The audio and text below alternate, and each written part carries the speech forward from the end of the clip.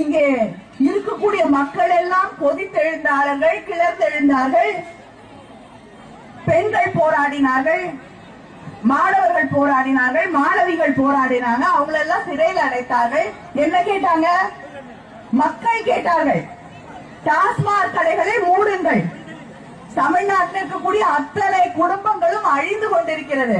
வீட்டுக்கு வர வேண்டிய வருமானம் வருவதில்லை, பிள்ளைகள் படிக்க முடியவில்லை, வீட்டு வாடகை கட்ட முடியல, சாப்பாடு வாங்க முடியல, துணி வாங்க முடியல, வாழ முடியவில்லை.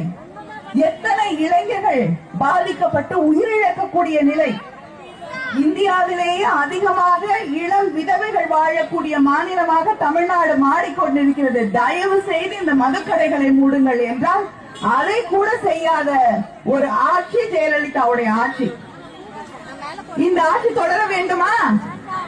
வேண்டாம் என்று அதனால்தான் தலைவர் கலைஞர் அவர்கள் தெரிவித்தார்கள், திமுக ஆட்சிக்கு வரும் பொழுது நான் முதல்வராக போகுது, நான் மதுக்கடைகளை மூடுகிறேன், தமிழ்நாட்டில் இருந்து மதுவை ஒழிப்பேன் என்று அறிவித்த